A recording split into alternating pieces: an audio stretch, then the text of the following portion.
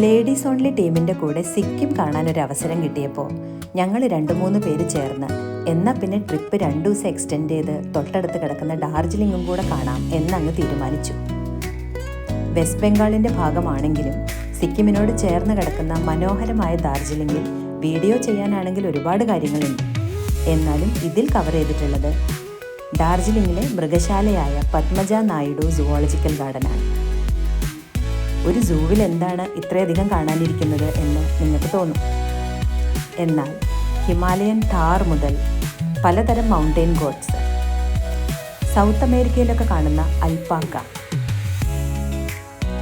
ഭൂട്ടാൻ്റെ national ആനിമലായ താക്കിൻ,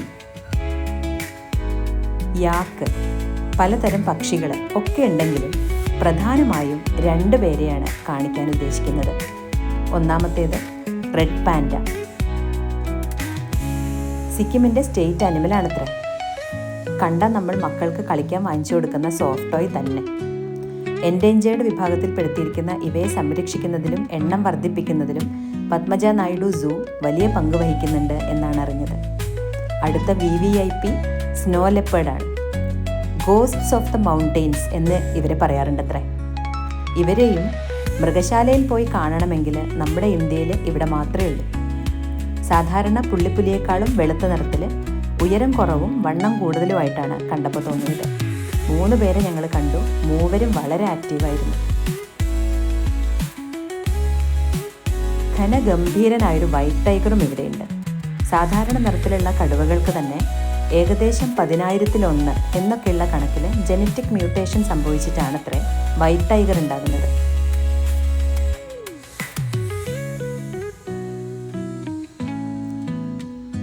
ഇവന് പുറമെ റഷ്യയിലെയും ചൈനയിലെയും ഒക്കെ തണുപ്പുള്ള സ്ഥലങ്ങളിൽ കാണുന്ന സൈബീരിയൻ ടൈഗറിനെ കൂടി ഞങ്ങൾക്ക് കാണാൻ പറ്റി.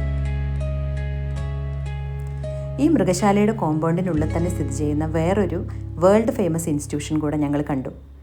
എഡ്മണ്ട് ഹിലരിയും ടെൻസിംഗ് നോർഗയും കൂടെ എവറസ്റ്റ് കീഴടക്കിയതിൻ്റെ സ്മരണയ്ക്ക് പണ്ഡിറ്റ് ജവഹർലാൽ നെഹ്റു ആരംഭിച്ചതാണ് ഇത്. ടെൻസിംഗ് നോർഗയുടെ വലിയ പ്രതിമ മാത്രമല്ല, അദ്ദേഹത്തിൻ്റെ ഭൗതിക ശരീരം സംസ്കരിച്ചിട്ടുള്ളതും ഇവിടെ